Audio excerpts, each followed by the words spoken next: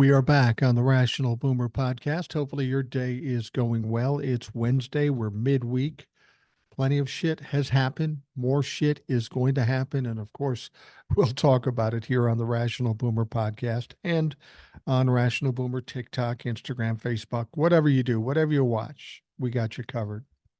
Now, I think I told you, Eric, we had on the show yesterday. And the day before that, I talked about going out to see my granddaughter, which we did. My son had to step away for an hour, a meeting or something. And in fact, we're going to go see her Thursday, tomorrow, too. But it was an interesting experience. I love that kid, but that kid always seems to find a way to put me in my place, much like her grandmother does. But we go over there and we knock on the door, and you have to understand, she likes to be in control of everything. I'm talking about my granddaughter. So when there's a knock at the door, she has to run, unlock the door, open the door, and greet who's ever there. So she opens the door. She sees me and my wife, Grandma and Grandpa, and she's screaming, "Grandma, Grandma!" She jumps in her arms and all that stuff. And while she's in my wife's arms, I look at her and go, "Hey, honey, how you doing?" She goes, "Oh, hey, Grandpa, Grandma, Grandma." I knew my wife felt bad about it. I knew my son felt bad about it because she was heaping all this love on my wife and just saying hi to me in passing. And my son said, "Yeah, don't worry about that." I said, "You know what? When I'm here alone, she does the same thing to me. It's just that in this circumstance, she's kind of grandma's girl.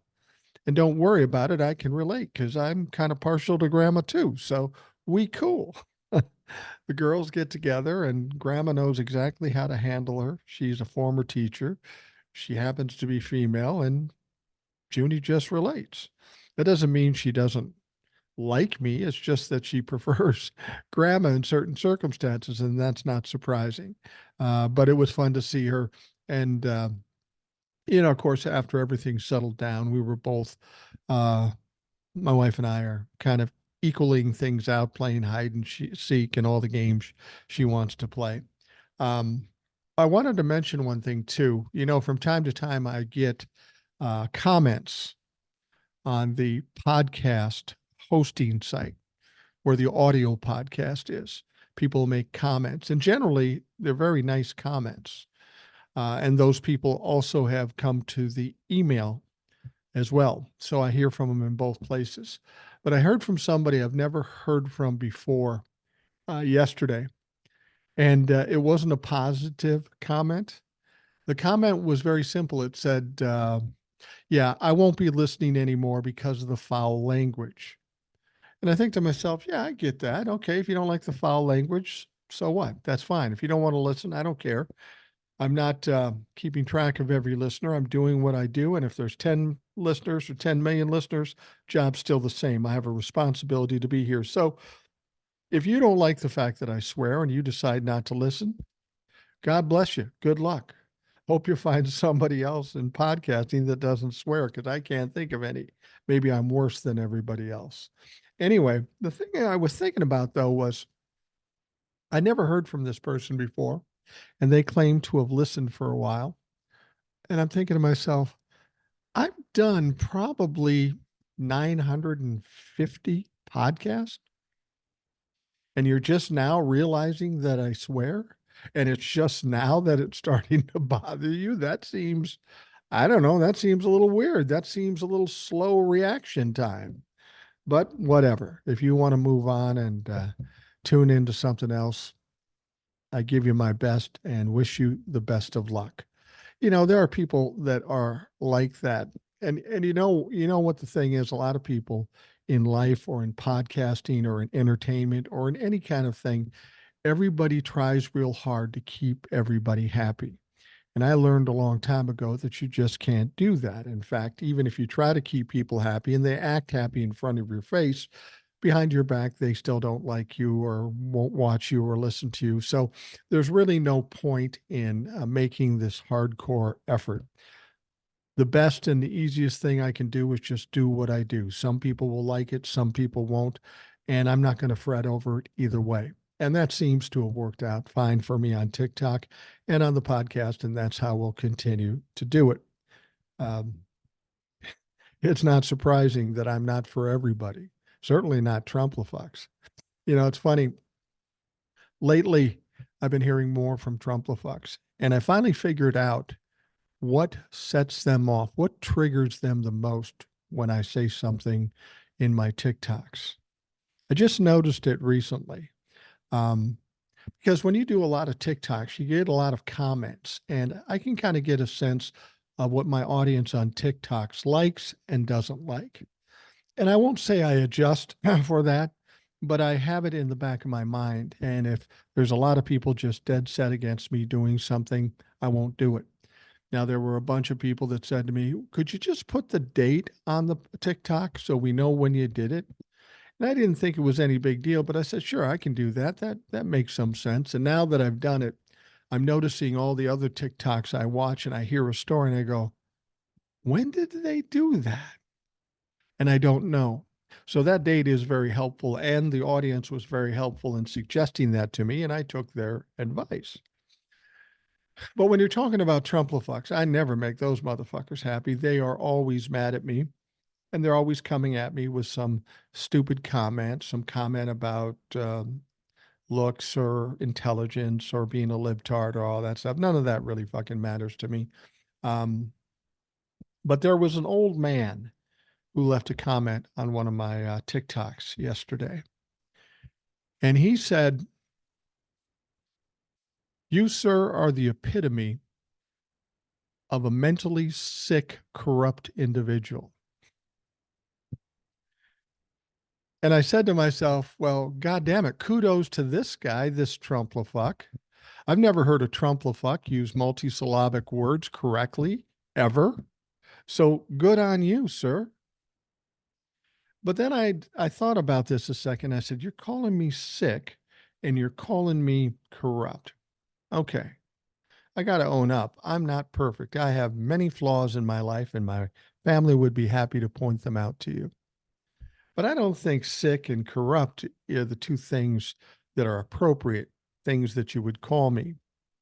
But I find it ironic that this person would call me that when he's supporting Donald Trump, somebody who's been accused of sexual abuse by 26 women, found guilty of sexual assault by one court.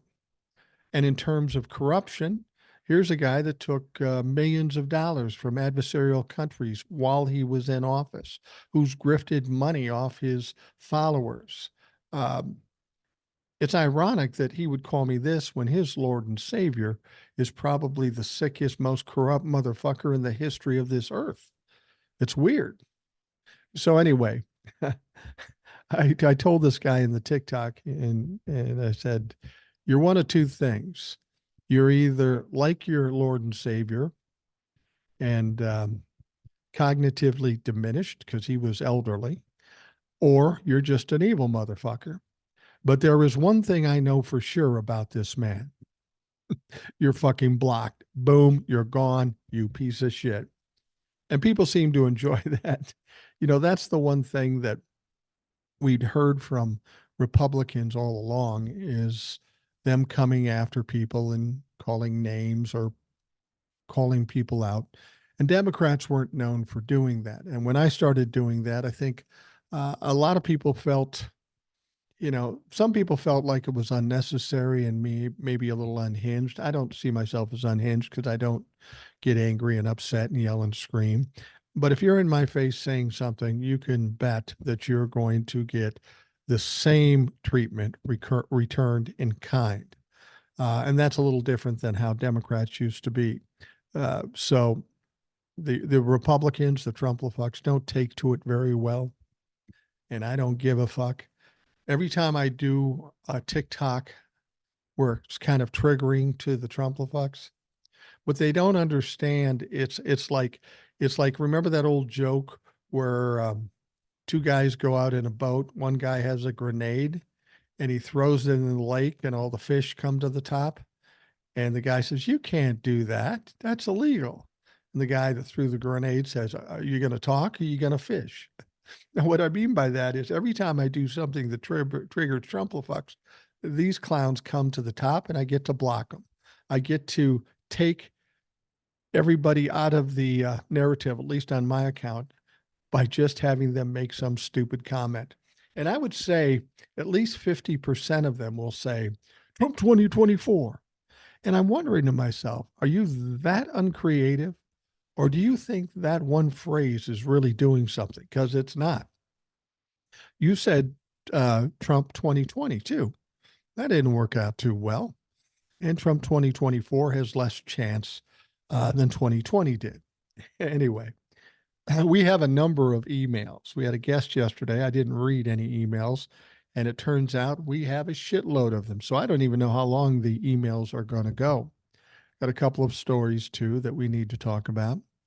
First one starts out, hi, Boomer. If you look up the need to recuse in the dictionary, there's a picture of Clarence Thomas, but it's being covered as a generally accepted assumption that he won't recuse.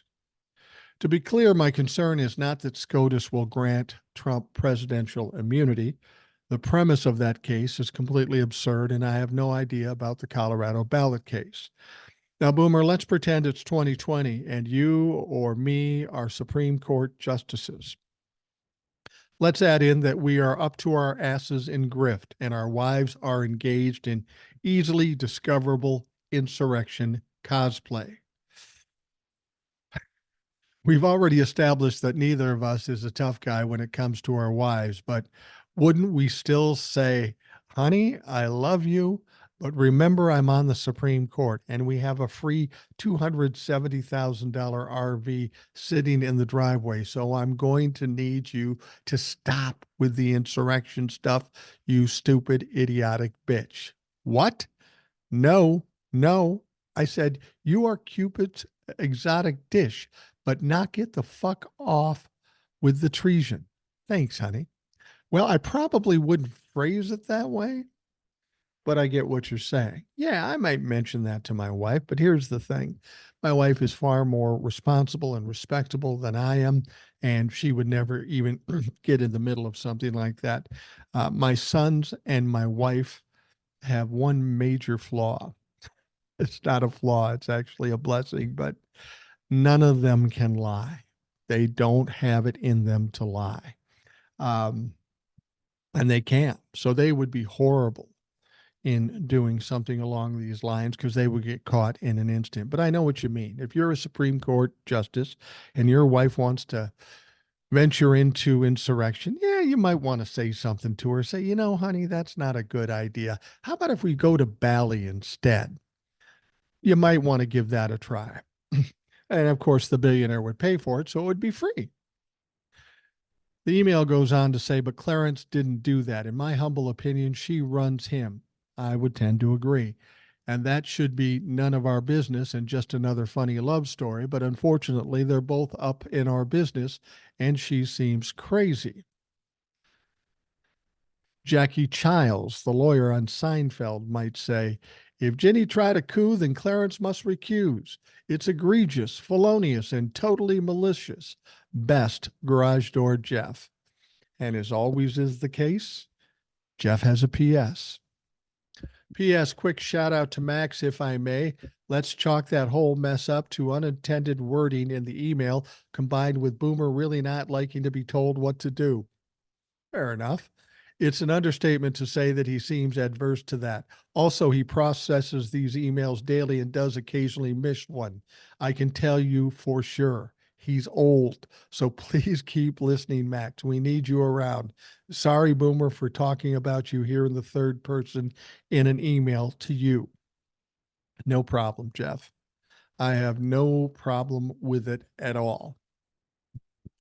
All right. The next one comes from Joe. Now he's referencing a story, not a real serious story, but a story that's interesting nonetheless. He says, hello, Mike. I found this very interesting. See, I told you it was interesting. I hate this motherfucker a lot. He definitely blamed a lot, can be blamed for a lot more than this. Sincerely, Joe. Okay. Now the story is about Ted Cruz, and I'll just take a short cut of it. Senator Ted Cruz is getting blamed for another sports loss in the Lone Star State, and this time he wasn't even in attendance. Cruz tweeted a message in support of the Dallas Cowboys, which might have seemed like a safe bet given that they were the heavy favorites playing at home against the Green Bay Packers going into Sunday's NFL playoff match. But that's not how things shook out as the Packers trounced the Cowboys 48-32, feeding the growing notion among Cruz's critics on social media that he's a jinx to the teams he loves. Makes perfect sense to me. He was blamed for cursing the Texas Longhorns when they turned up to support the team earlier this year as they lost their Sugar Bowl matchup against the Washington Huskies. He was also blamed for the Houston Astros losing last autumn in the American League Championship Series for jinxing the Houston Rockets in the NBA playoffs in 2018 and for Texas Tech's defeat in the NCAA Finals in 2017, all with Ted Cruz in attendance. Well, it's hard to say if he's a jinx, but the track record says what it says. Now, last year, Cruz angrily denied that he was cursing his favorite teams, calling Rolling Stone magazine lying hacks for an article on the subject. Oh, Ted Cruz is so fucking easy to tease, isn't he? He's such a dipshit, such a douchebag.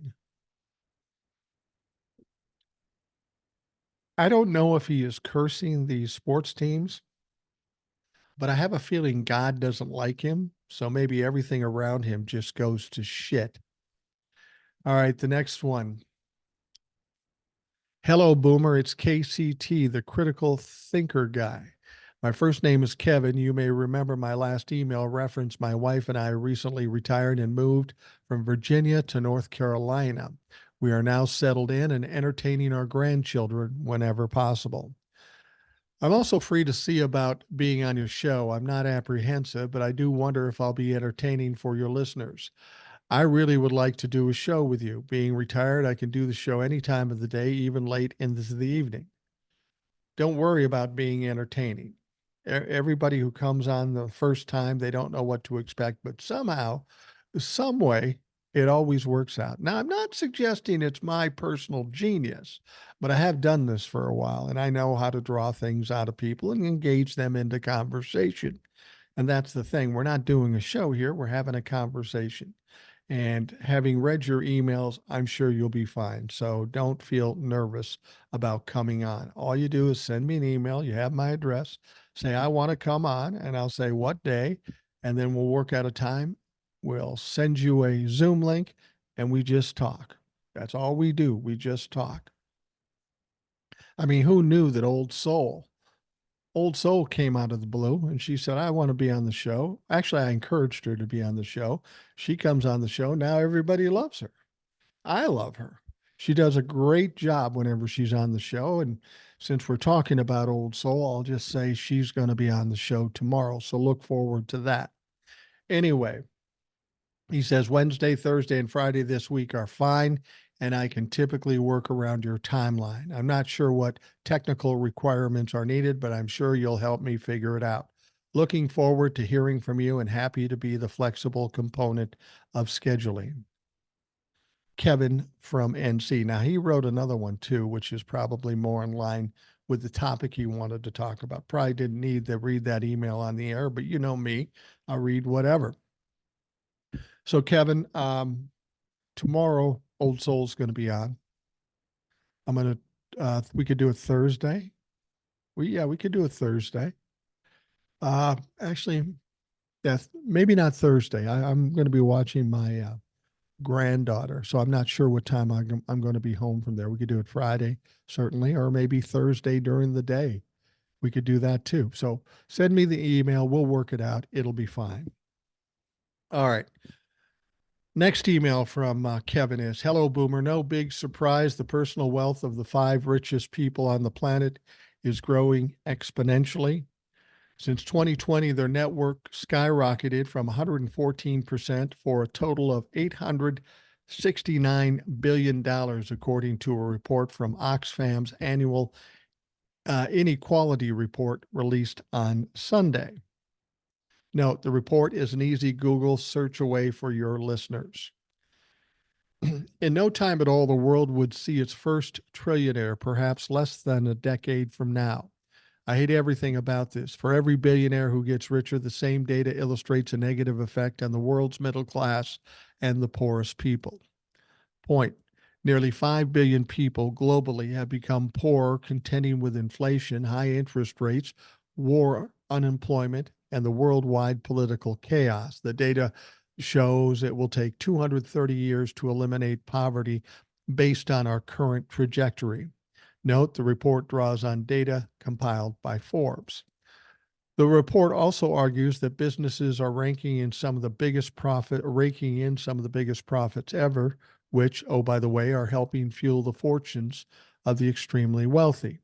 7 out of 10 world's largest public companies have either a billionaire CEO or a billionaire as its principal shareholder. This fact speaks to motive and method or increased profits. Now, 1% of the population holds 43% of the world's financial assets, according to the same report. 148 of the world's largest corporations made nearly $1.8 trillion in profits in the 12 months leading up to June 2023. That's 52.5% higher profits than average, and that was between 2018 and 2021. The problem is individual and corporate greed.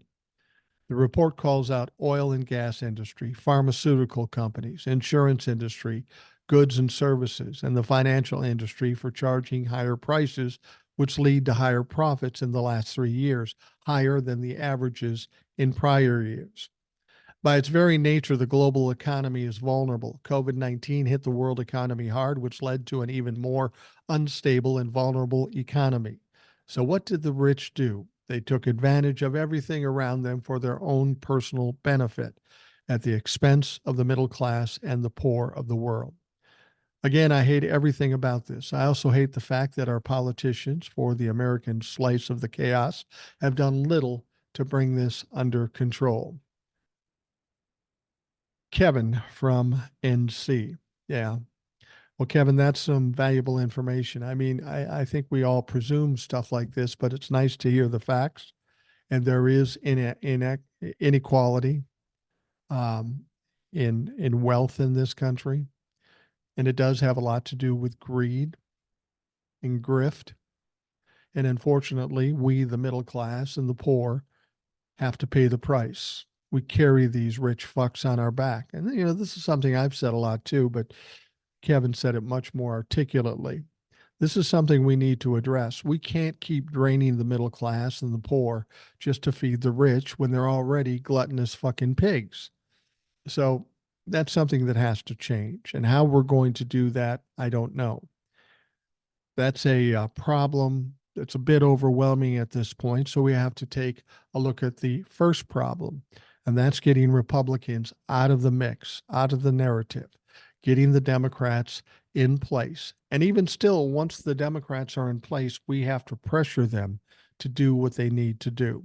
It's going to be a long road to hoe. There's a lot that we have to fix in terms of wealth in this country, and it's not going to be easily accepted. So we're going to have to get tough, whether it be with the Democrats or the Republicans, but we're going to have to be tenacious about it. All right. The next one says, Mike, I love the program and watch you on YouTube. I'm a retired first sergeant, master sergeant, U.S. Army, combat veteran from Iraq and Afghanistan, also a Democrat. Thank you for your service. I've led soldiers in harm's way, been shot at and shot back, etc. I wanted to say something to all my beloved Democrats and others who are going to vote in the coming elections to stop these authoritarian right-wingers. Before you assault the enemy position, you can call in airstrikes and artillery. It might drive the enemy off, might make them surrender, but not if they are well dug in or if they are fanatics who want to die. We are against a foe who are as malicious and dangerous as we can imagine.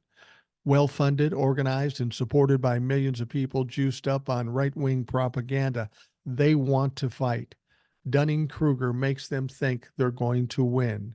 LMFAO. Good. Let's get it on, Pabs. short, uh, short for pussy ass bitches. This is going to be a massive victory for us. They've decided this fascist hill is the hill they want to die on. So I say, let's oblige them. Let's give them a massive ass kicking up and down the ballot this November, something for the history books.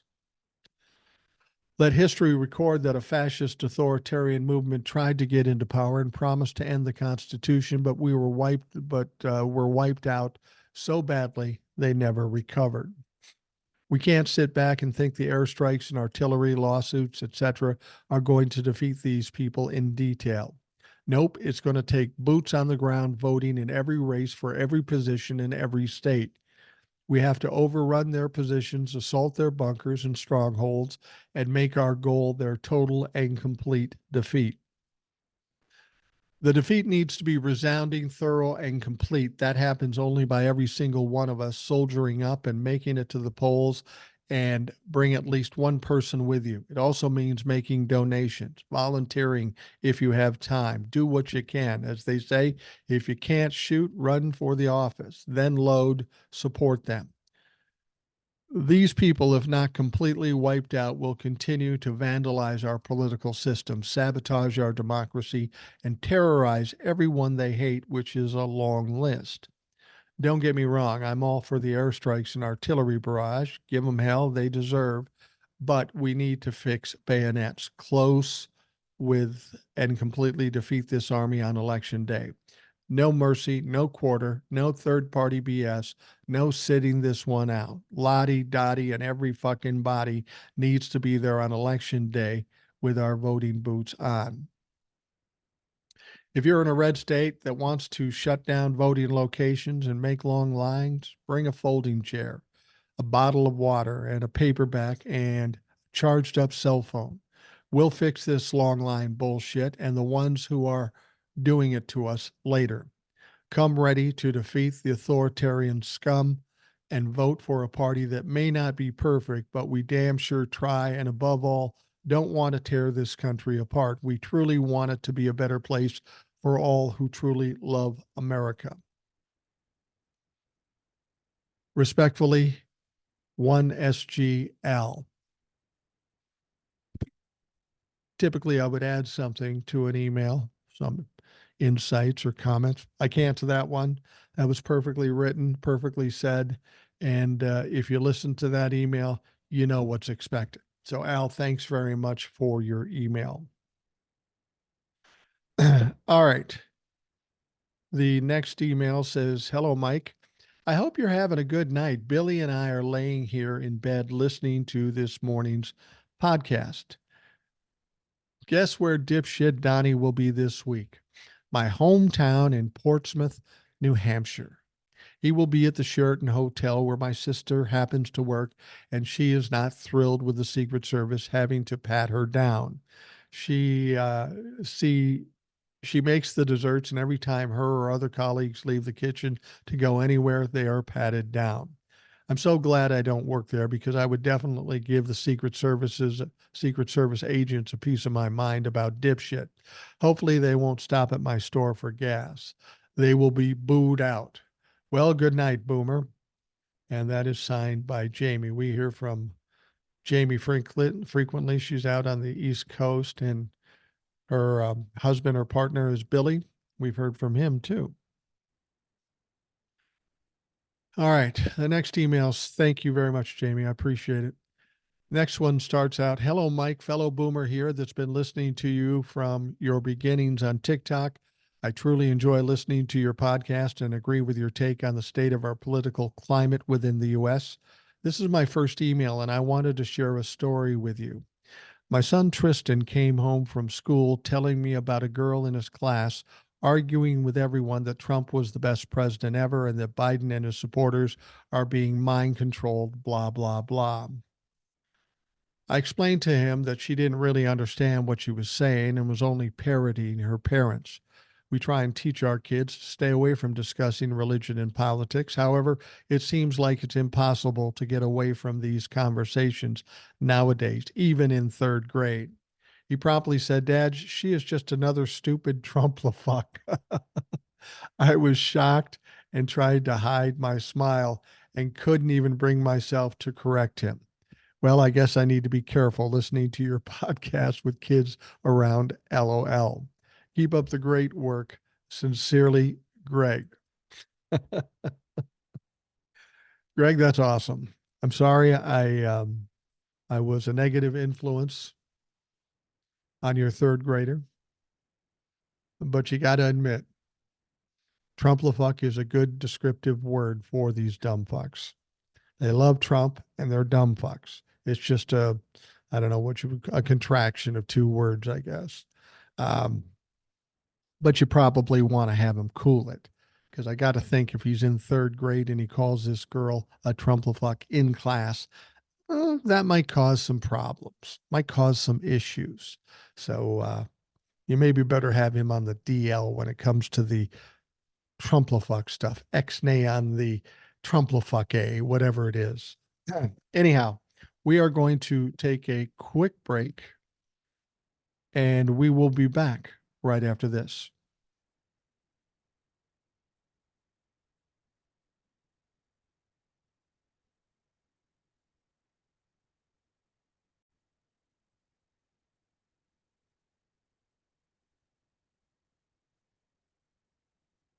All right, the emails continue. I told you there were a lot of emails today, and I love it. I do. Keep the emails coming. I love having them as part of the program. Anyway, this next one starts out Rational Boomer. I've been enjoying your podcast since just before Thanksgiving 2023. Today, you and Eric from Iowa, when you had him on as a guest, and he was very informative in regards to how the Iowans vote in their caucuses. Yeah, Eric knows his shit. It's always good to have him on the show. And it's not just about Iowa, he knows a lot about a lot of things. Today, all the news outlets are going on about how Trump won overwhelmingly against DeSantis and Haley.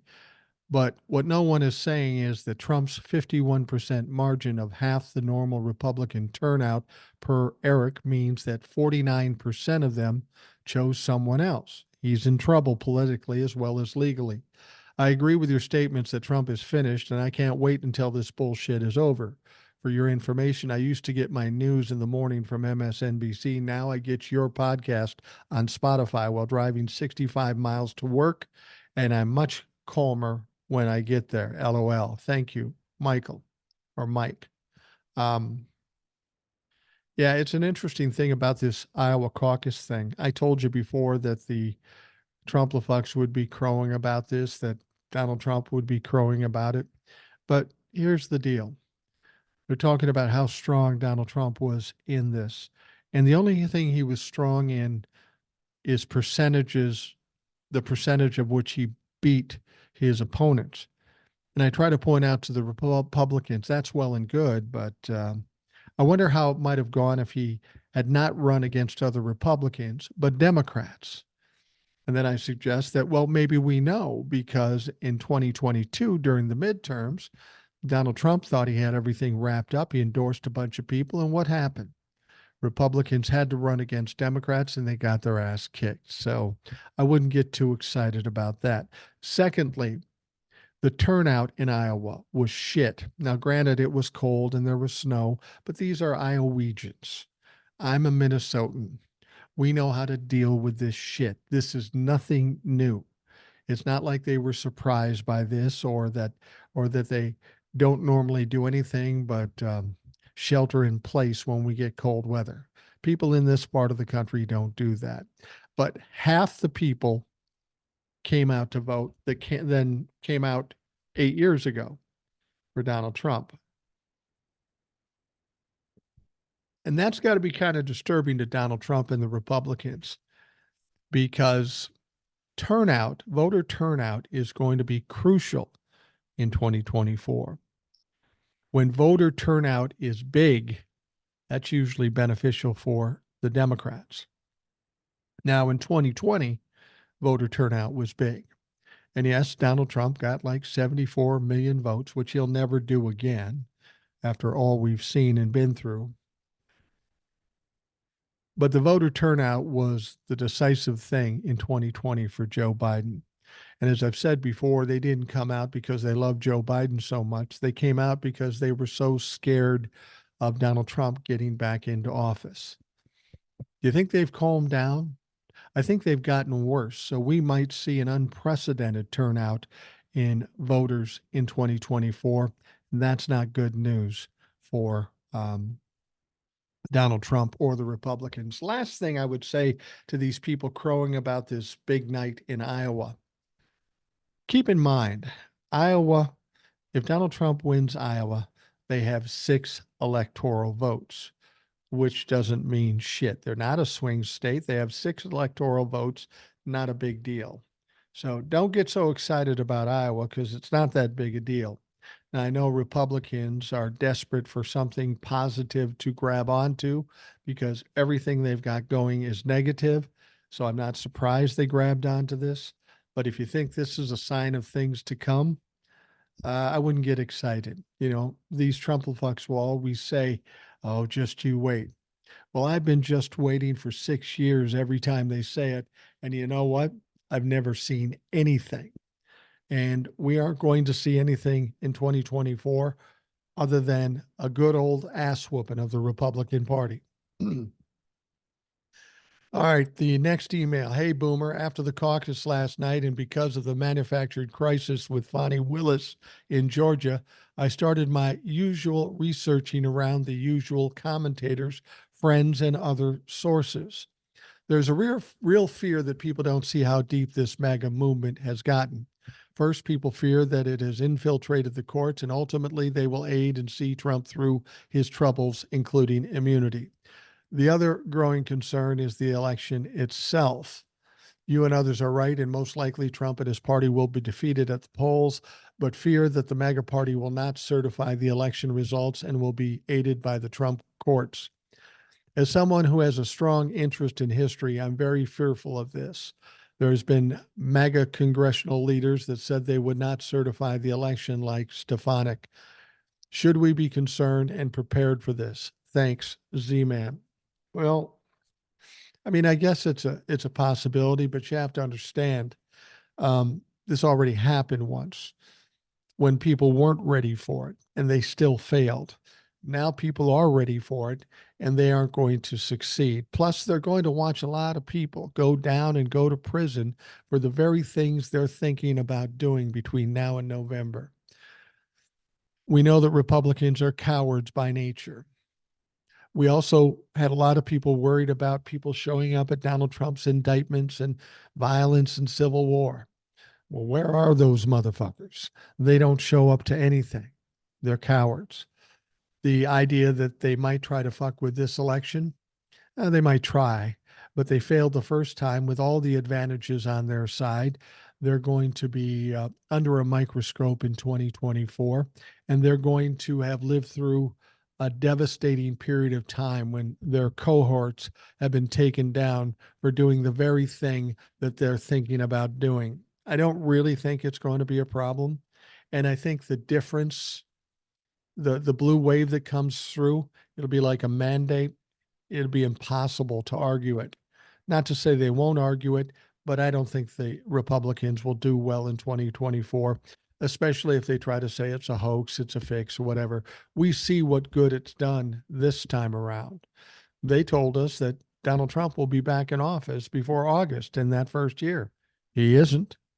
Donald Trump is no more closer to the presidential Oval Office than he was the day after Joe Biden was inaugurated. So, you know, they like to put this out there to try to scare people. And I think when you hear somebody like Stefanik or somebody like that say this sort of thing, it's more or less a scare tactic. It's because they really don't have the wherewithal to pull anything like that off anymore. They maybe tried before and they couldn't get it done. They're certainly not going to get it done in 2024. This is just what bullies do. You better back off. You better curl up and die, or I'm going to kick your ass, until that person on the other side realizes this guy can't kick your ass and pushes back. And that's where we are now. We're pushing back, and it's a much different situation than what we saw in 2020 or even 2022. So, you know, I'm tired of people coming up with the reasons to worry. We need to stay on task and bury these motherfuckers. If we do that, then all these other fears won't be an issue.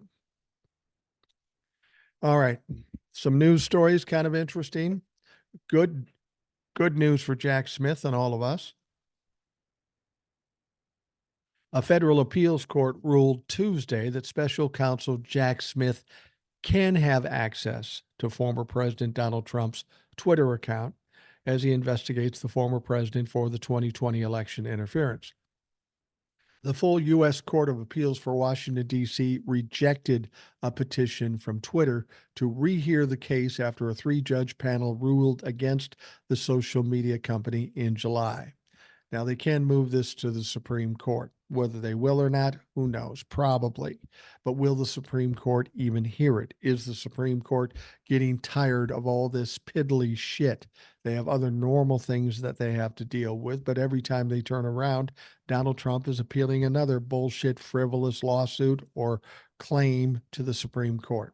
I don't know if they'll hear this, but if the appeals court in Washington, D.C. turned it down and allowed Jack Smith to have access to it, I can't imagine the Supreme Court is going to do anything different.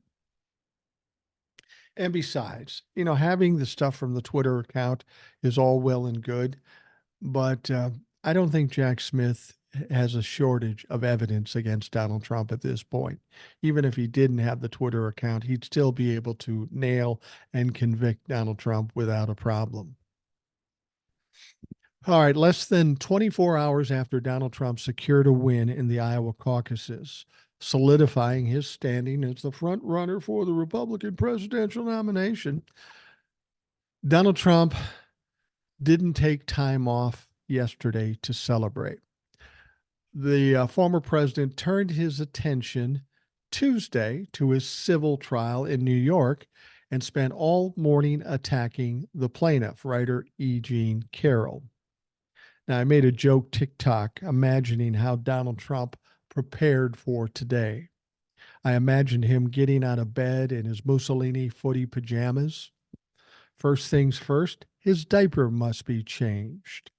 Now, I had to wonder, diaper's going to be a mess. There's no question about that. But does Donald Trump take a shower or take a bath? I'm guessing not, only because everybody talks about how bad he fucking smells. If he took a shower and changed his diaper, he should at least smell clean for a little bit. But it doesn't sound like Donald Trump ever smells clean. So what they probably did, took the diaper off, cleaned him up to a certain extent, put another diaper on him.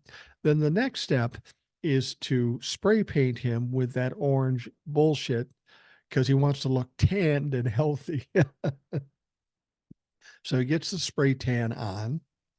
And then, of course, somebody comes in to sculpt his hair, pull it from one side over to the other side and curl it around so it covers up a massive bald spot that he no doubt has. And then after that, they have to cover the inside of his expensive suit with a little chicken grease or Crisco or something so he can slip his corpulent body into that fucking suit and then head off to court. Now, there's one other preparation that Donald Trump needed to do. And you'll remember this is a defamation of character lawsuit that E. Jean Carroll has against Donald Trump. This is the second one. And why? Well, because after the first one, he defamed her again. And in between that one and this one, he's defamed her again. So they're going to court today. And no doubt if he continues to defame her, there'll be another court case in the offing, again suing Donald Trump for a shitload of money.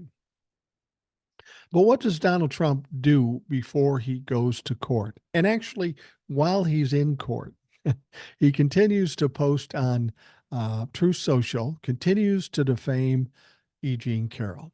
Now, this is a dumb motherfucker. Trump shared 32 posts mentioning Carroll in the span of 40 minutes on his Truth Social platform, seeking to discredit her ahead of his appearance in court, which marks the first time the two will be in the same room in years. Now, as I understand it, E. Jean Carroll was facing away from him. he was sitting behind her with a scowl on his face, no doubt being intimidating, but he's true socialing away while he's in court. You know, it's funny. His lawyer, um, what is it, Elaine Haba, whatever the fuck her name is. You know, the woman that doesn't look like a lawyer, looks like a chippy, a hooker, if you will. Anyway, she stood up to talk and argue the case, and the judge said, "Look, I made a ruling on this. And when I make a ruling, that's the end of it, not the start of the argument. So why don't you sit your ass down?" He put her in her place. See, I don't know if the lawyers or Donald Trump understand that he's already lost this case. This is the same circumstance we have with the Letitia James lawsuit. The case is over. He's already been found guilty. So now they're just going to determine how much um, he's going to have to pay um, E. Jean Carroll. And it's interesting, his lawyer or her lawyer pointed out that said, look, we sued him once. He was fined or found to have to pay $5 million. But he kept doing it and he kept doing it. He's sitting in court right now doing it. In court, he did 22 true social comments about E. Jean Carroll. We now understand that $5 million, maybe even $10 million, isn't enough to get him to stop. And isn't that the job of this court, to punish him enough to want to stop? $5 million, $10 million. I don't know how much it's going to take to get through his head to make him stop. And that was an interesting comment. I know they were technically looking for 10 million, just ramping it up from um, ramp. He's going to try to delay it. He's going to try to ramp up the rhetoric, even though he's going to get sued. Now, maybe he's just looking at this like this. Look, Letitia James is going to hit him with a minimum of $370 million. What's another $10 million between um, sexual assaultees? I don't know what he's going to be able to pay. But here's the thing. Here's the thing you have to understand with a case like this. Say he gets 10 or $20 million and the 5 million before. If he can't pay it, then E. Jean Carroll and her lawyers can just confiscate shit, attach property, buildings, whatever it is, and just take the motherfucker. So it's going to come out of Donald Trump's ass one way or another. Now, one of his social media posts suggested that President Joe Biden was also somehow involved in the Carroll case, defamation case against him. He said after a historic win in Iowa, oh, see, he's crowing about Iowa. Donnie, it wasn't that big a deal, especially now that you're going to New Hampshire and Nikki is snipping at your heels. He said, I'm going to the Biden encouraged with a witch hunt in lower Manhattan to fight against a fake case from a woman I've never met, seen, or touched. Defamation right there. He's calling her a liar. Trump, who has been ordered to pay Carroll $5 million in damages after he was found liable for sexual abuse in the mid 1990s and for defamation, a decision he has appealed arrived in federal court Tuesday as jury selection began in the trial set to determine how much he will have to pay the writer for defamatory statements in 2019, but he's making them in 2023 too. Could another defamation suit be far off? I doubt it. You might as well keep hammering it. The former president has denied wrongdoing and claimed the case amounts to a giant election interference scam pushed and financed by political operatives. Yeah, that's what he says about everything, and he's always bullshitting. Now, Donald Trump is really acting like this win in Iowa changes everything. It changes nothing. It's really kind of a joke. Like I say, when he goes to New Hampshire, it's an interesting scenario there. Donald Trump is in the lead in New Hampshire, but Nikki Haley's only behind him by about 11 points, so things can change. And guess where Ron DeSantis is? He's way back in third place with about 8%. I thought if he lost in Iowa, he may quit. He came in second place, so he maybe thinks he has some life left in him. But after New Hampshire, if he only gets 8%, I have a feeling Ron's going to go bye-bye. Another guy who went bye-bye, and amazing that it took him this long, is Vivek Ramaswamy. He got 7% in Iowa, and he said, enough's enough. I don't see a path. Oh, no shit. I didn't see a path 6 months ago. But somehow you were either a Donald Trump plant or you're just stupid and you want to waste money because you never had a chance. Remember when he was talking loud and people are going, oh no, here comes Vivek. I told you Vivek didn't have a prayer because didn't have enough support. And that's exactly what happened. If Ron gets less than 10% or maybe less than 15% in New Hampshire, I bet he quits too. I mean, that would be the smart thing to do. Why continue to throw good money after bad? Well, Donnie got some other bad news. Donald Trump's now former attorney, Joe Tacopino, had a bad reputation among his colleagues, according to former Trump attorney Tim Parlatore. Oh, no shit. Like I said in a TikTok, he is a loudmouth Fred Flintstone looking motherfucker. And he quit the case and took a couple of his associates with him. I mean, how many lawyers can Donald Trump lose? Anyway, Parlatore on Tuesday appeared on MSNBC's The Beat with Ari Melber. And keep in mind, he quit too, where he was asked what he thinks of Tacopina leaving Trump's legal team. Melber asked Parlatore if the development leaves the team weaker, stronger, or with no real difference. Now, this is a Trump former lawyer. He says, in many ways, no difference. I mean, he's essentially been on the shelf ever since he screwed up the first E. Jean Carroll case. He's very good at self publicity, but not actually very good in the courtroom, which is a red flag when you're a fucking lawyer. And I think that's something that we all saw during the Jean Carroll's case, Parlatore said. It's something I warned them repeatedly. Do not bring this guy in at all. And it's something that none of the lawyers, none of us wanted to work with him. So he went and he did the Jean Carroll case. He mishandled it, in my opinion. He was put on the shelf, and then they kind of left him there for several months. He was asked who he told not to bring Tacopino. Parlatore said he told Trump associate Boris Epstein, who is an absolute dipshit in his own right. He's a horrible lawyer. In fact, in court yesterday, in the E. Jean Carroll case, he just stood up out of the blue and started talking. The judge just looked at him and said, listen, sir, Mr. Epstein, are you a member of the of the board here for this court, for this level of court? He said, no, I'm on the state of New York's bar. And the judge looked at him and said, well, then sit the fuck down, basically. Parlatore says, I told Boris Epstein that this is not the guy for the case. What happened beyond that? Did Boris keep it to himself? I have no clue, Parlatore said. Well, you don't have a lot of options if you're Donald Trump at this point. You take any lawyer you can possibly get, and of course, a lot of his lawyers, not just Tacopina, but a lot of his lawyers ain't shit. Like Haba or like Parlatore, who's no longer with the group anymore. Now, there's a lot of talk going around about the Florida case, the documents case with Judge Aileen Cannon and all the bullshit she's pulling.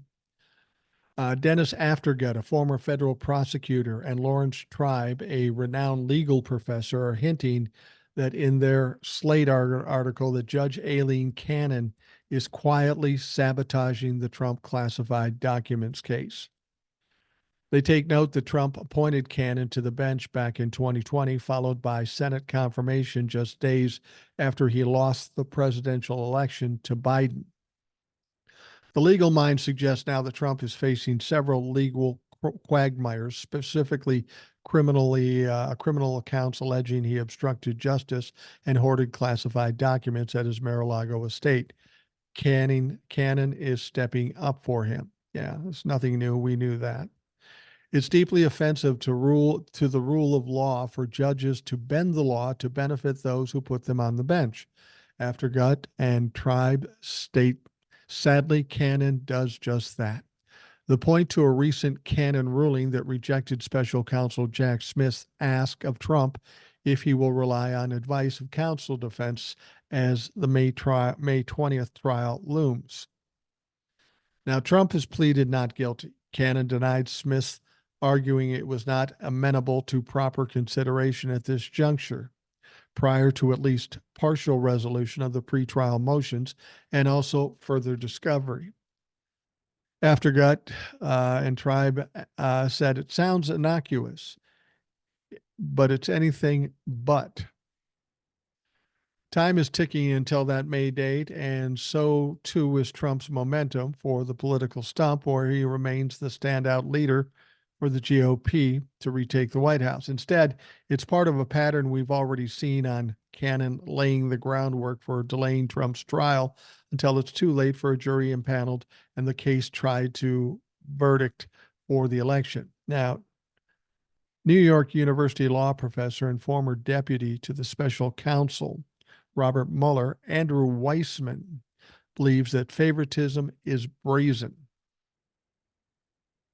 Judge Cannon's bias is showing over and over again, he told them, adding on Twitter that he believes she's in the bag for Trump. Well, and that goes without saying. She certainly is. And the thing about it is that I'm not too worried about it because there's so many other things hanging over his head. He's going to get taken down in D.C., in the Manhattan district, in the lawsuits. He's going to be a shell of himself by the time he gets to some of these court cases. Now, that said, I kind of believe that at some point,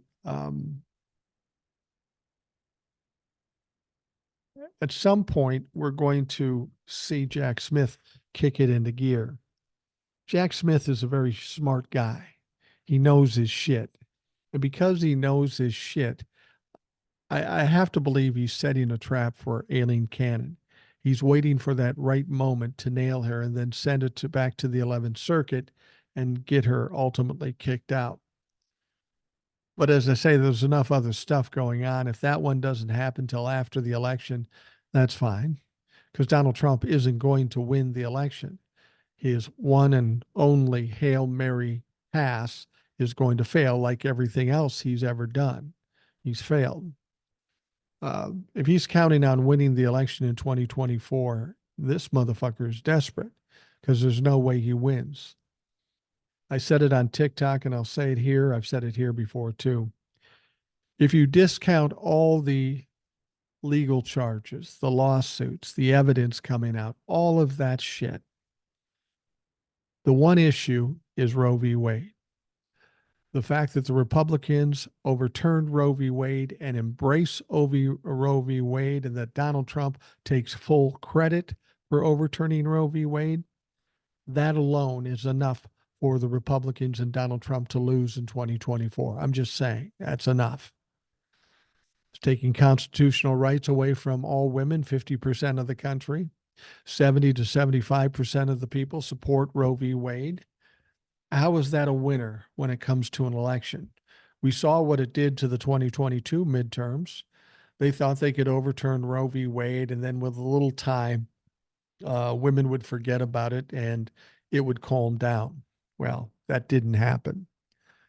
It bit them right in the ass, and it's going to continue to bite them in the ass until such time that Roe v. Wade is codified. And I'm happy to say that day is coming after the 2024 election, when the Democrats have control of the House and the Senate.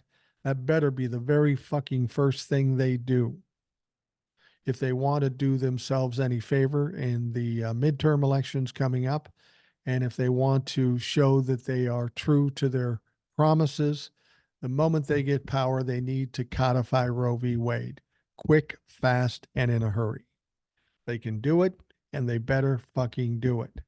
And they better start looking at all the other details with health care, with student loans, with Medicare and Social Security, and with feeding kids and all those sorts of things. They better get on that right away when they get it going. You remember back in 2020 when Joe Biden took over, took a little while to get things ramped up and moving. There better not be any delay at that point. And once we get past 2024, we don't need Merrick Garland saying, oh, I don't know if it's going to look good if I do this. We need somebody who's going to act. And if Merrick Garland can't do that, they need to put somebody else there.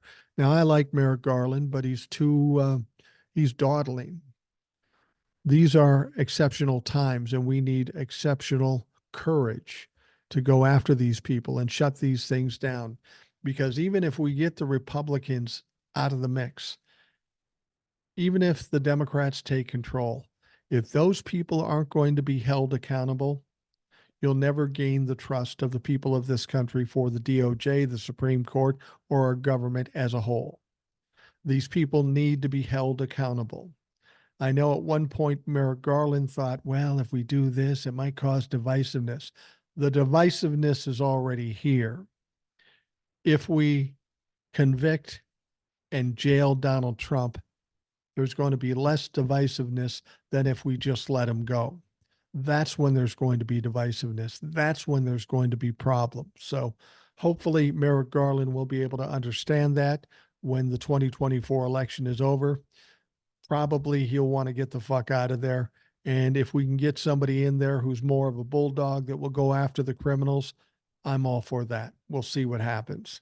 And then if Merrick Garland can be put on the Supreme Court, I'm fine with that. He's the kind of temperament and the kind of mentality we need on the Supreme Court, who isn't a Republican. Now, I will say this though about him: he is part of the Federalist Society, so we maybe want to look hard at at Merrick Garland if we place him in the Supreme Court.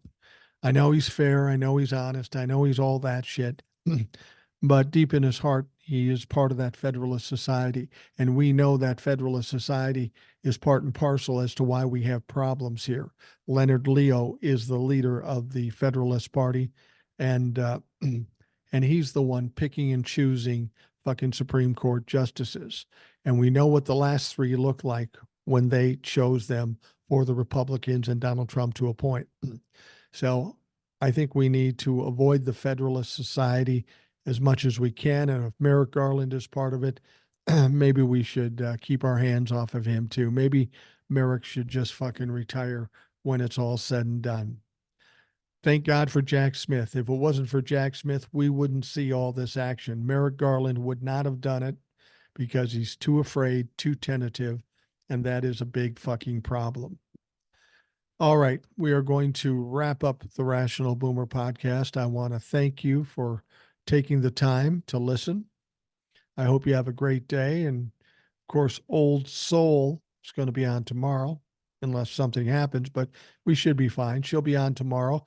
So be looking forward to that. Have a great day. And again, we'll talk to you tomorrow.